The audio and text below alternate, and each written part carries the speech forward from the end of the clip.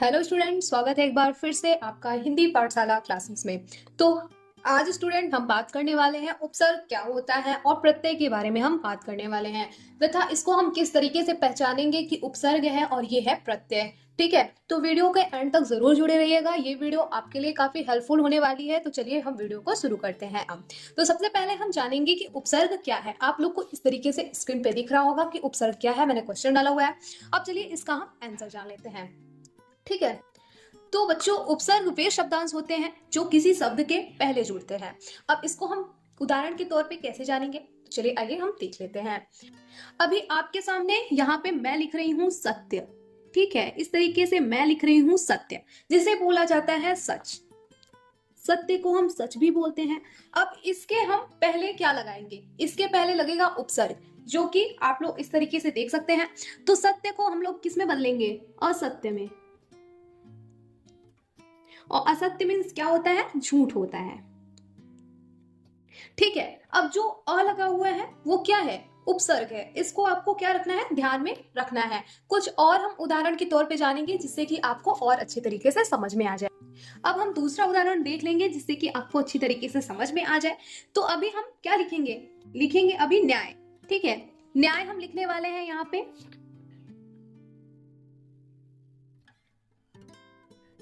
न्याय, ठीक है, न्याय का अर्थ होगा इंसाफ। इस तरीके से आप लोग देख लीजिए। अब इसमें क्या जुड़ेगा, अन। अन उपसर्ग जुड़ेगा, तो इसका क्या हो जाएगा, अन्याय।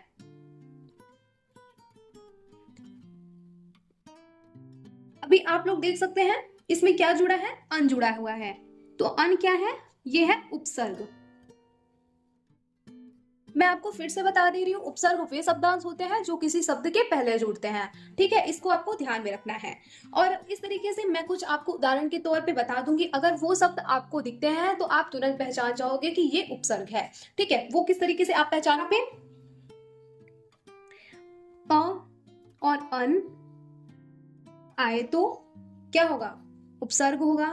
फिर उसके बाद प्र, फिर उसके बाद वी, फिर उसके बाद आएगा शु, फिर उसके बाद आएगा दू। अब हम कुछ इसके आपको प्रयोग करके बता देते हैं, जैसे कि असत्य अनुचित,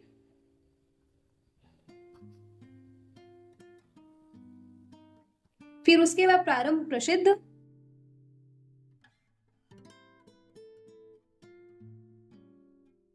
फिर उसके बाद आएगा विरोध, विशेष। ये सब पहले प्रयोग हुआ है। ठीक है, फिर सुंदर, सुलभ, दुर्भाग्य।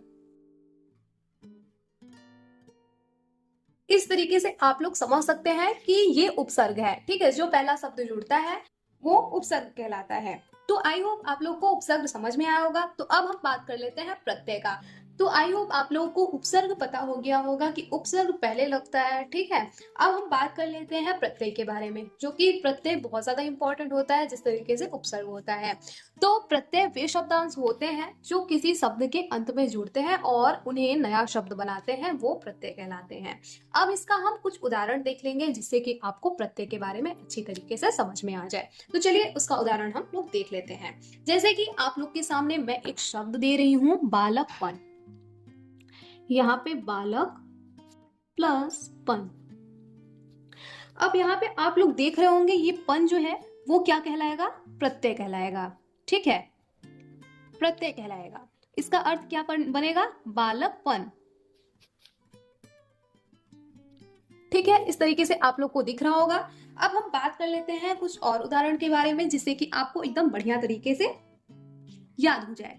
मीठा, धन, ई। अब ये जो ई है वो क्या है, प्रत्यय है, इसको आपको ध्यान में रखना है।